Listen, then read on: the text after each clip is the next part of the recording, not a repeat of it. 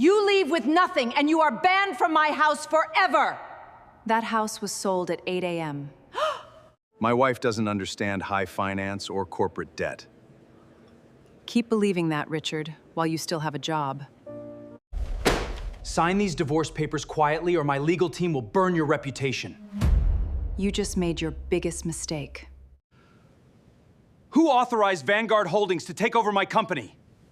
I did, and as majority owner, you are fired. The sleek oak table in the family court conference room was still warm from the friction of moving pens. A final click of a golden Mont Blanc, a heavy sigh, and the legal dissolution of my 7-year marriage was officially complete.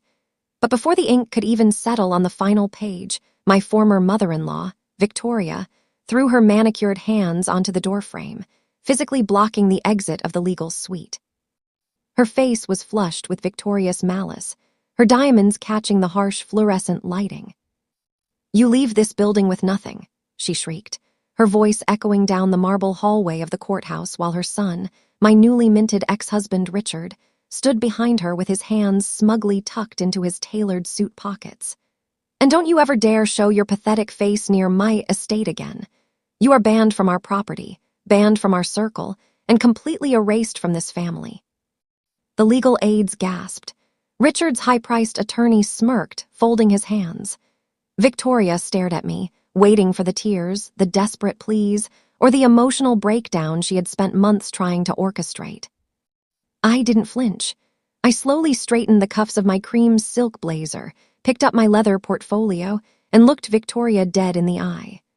A slow, calm smile spread across my face until a quiet laugh escaped my lips. "Victoria, you're about 30 minutes behind," I said, my voice smooth and chillingly relaxed. "First of all, that mansion isn't yours. The deed was finalized in a cash-out liquidation sale at 8 o'clock this morning. And second, you might want to check Richard's work email, because as of 9 a.m., your son is no longer the CEO of Apex Global." The room went dead silent. The color drained from Victoria's face instantly. Richard stepped forward, his smug smile vanishing into a look of absolute terror. But to understand how we got to that room, you have to go back 6 months prior, because nobody in that room knew the truth. 6 months earlier, everyone in Richard's family viewed me as nothing more than a quiet, dutiful suburban housewife. When I married Richard 7 years ago, I voluntarily stepped back from the venture capital world to support his rising career. His family assumed I had no ambition, no leverage, and no money of my own. Victoria took every opportunity to remind me of my humble origins, frequently referring to me at family dinners as the charity case her son had taken pity on. Richard's father had founded Apex Global, a middle-market logistics firm, but after his passing, Richard took over as acting CEO. Victoria retained an arrogance that suggested they owned an empire, yet the truth was far dirtier. Under Richard's reckless management and Victoria's exorbitant personal expense claims on the corporate tab, Apex Global was bleeding cash. Instead of fixing the core business, Richard did what every entitled executive does when panic sets in. He looked for someone to sacrifice. It started with small, dismissive comments at corporate galas. "My wife doesn't really understand high finance," Richard would chuckle to board members, patting my shoulder like I was a child. Victoria would chime in, gaslighting me in front of house guests, claiming I didn't know how to run a proper household, let alone manage real assets. I remained calm. I never whined. I never lost control. I simply watched, listened, and documented everything. They had no idea what was coming. What Richard and Victoria conveniently forgot, or never bothered to research, was my background prior to our marriage. Before meeting Richard, I was a senior portfolio manager for a private equity hedge fund specializing in corporate turnarounds and distressed debt acquisition. When I stepped away from the corporate ladder, I didn't abandon my investments. I merely transferred my assets into an anonymous offshore private trust, Vanguard Holdings. While Richard spent his evenings at country clubs bragging about revenues he hadn't earned, I spent my quiet mornings analyzing Apex Global's publicly filed financial disclosures and private debt structures. I realized Richard had quietly taken out high-interest private loans, collateralizing both the company's primary operations and his mother's sprawling $1 million, estate to cover operational deficits. Remember that detail. It matters later. Instead of confronting him, I watched the villain dig his own grave. Richard grew increasingly arrogant.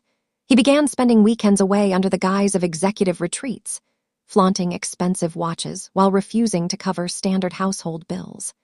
Victoria escalated her emotional abuse, regularly demanding I hand over personal heirlooms or host elaborate dinner parties for her friends, only to publicly insult my catering choices in front of 50 guests.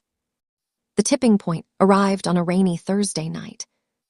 Richard returned home from an equity meeting, flushed with champagne and unearned confidence. He threw a stack of preliminary separation papers on the kitchen island. "I'm filing," he announced coldly, not even looking me in the eye. "My mother and I have agreed you're a drag on my public image. The prenuptial agreement gives you a lump sum of $50,000 and 30 days to vacate my mother's guest estate. You'll sign it quietly, or my legal team will burn your reputation to the ground." Victoria walked in right behind him, holding a martini glass, a wicked grin painted across her red lips.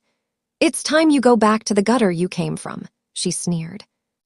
That was their first mistake.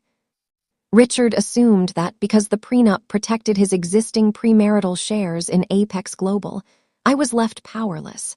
What he failed to realize was that legal prenuptial agreements only protect assets you actually own. They do not protect assets that are buried in toxic debt. The next morning, I called my former managing partner at Vanguard Holdings. Over the next 90 days, while Richard's lawyers played aggressive legal games in pre-divorce negotiations, I played chess on a global board. Vanguard Holdings quietly began buying up Apex Global's distressed debt from third-party lenders at a heavy discount. Tranche by tranche, note by note, my private trust became the single largest debt holder of Apex Global. Simultaneously, I targeted the mortgage note on Victoria's beloved estate. Richard had used the property as secondary collateral for a bridge loan that fell into default 2 weeks prior to our final court date. Vanguard Holdings purchased that default note directly from the bank. Richard was so blinded by his arrogance, so convinced he was crippling me in the divorce proceedings, that he failed to notice the legal notices arriving at his corporate office. He routinely signed corporate filings without reading the fine print, assuming his legal counsel had everything under control. This brings us to the point of no return. 3 days before our final settlement hearing, Richard made his catastrophic error. During an emergency board meeting to address the company's crippling liquidity crisis, Richard unilaterally authorized a debt-to-equity conversion clause to satisfy an urgent debt deadline, unknowingly signing over voting control of the board to the primary debt holder, Vanguard Holdings. He thought he was saving his company from an anonymous creditor. In reality, he was handing me the keys to his entire life. Which brings us back to that tense, freezing moment in the courtroom hallway. Victoria was still standing in the doorway, her mouth agape, her eyes darting between me and her son. "What are you talking about?" she spat, though her voice lacked its previous venom. "You're lying, you're a penniless nobody." I casually pulled a sleek silver tablet from my leather briefcase and tapped the screen, displaying a certified email notification timestamped at 8:45 a.m. "Richard," I said softly, stepping closer so the entire legal committee could hear every word. "You might want to call your managing director. At 8:30 this morning, Vanguard Holdings executed its rights as majority debt holder and restructured Apex Global. The board held an emergency vote at 8:45. You were officially removed as chief executive officer for gross financial mismanagement and unauthorized diversion of corporate funds." Richard grabbed his phone with trembling hands. His face went ghostly pale as a barrage of frantic text messages and missed calls lit up his screen. His eyes widened in absolute, paralyzing terror. "And as for your house, Victoria," I continued, turning to the woman whose face had completely drained of blood. "The default notice on the estate matured at midnight. Vanguard Holdings foreclosed early this morning, bought the property on the courthouse steps, and completed a cash-out assignment to a residential development group. Process servers are currently at the front gates executing a 24-hour notice to vacate." The silence in the hallway was absolute, You could hear a pin drop on the marble floor.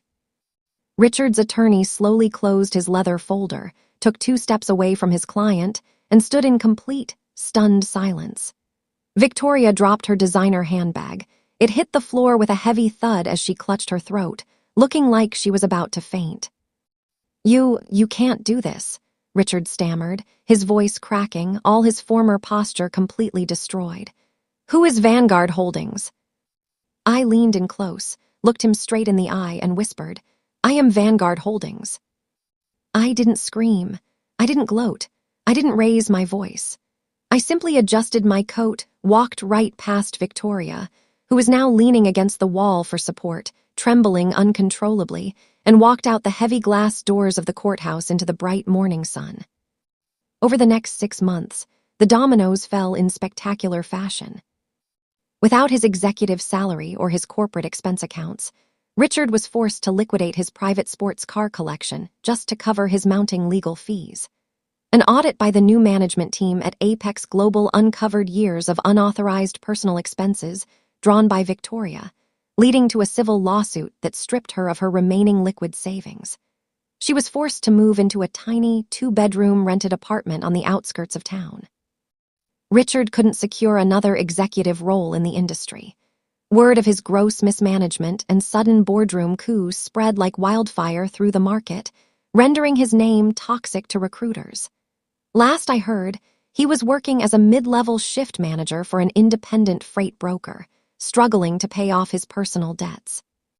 As for me, I stepped into the role of executive chairwoman at the restructured firm, oversaw its return to profitability within a year, and sold my stake for a massive profit.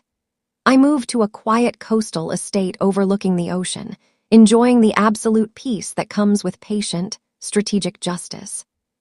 They thought they were dealing with a helpless victim. They had no idea they were setting up their own destruction. Have you ever been underestimated by someone who had no idea who they were dealing with? Tell me your story in the comments.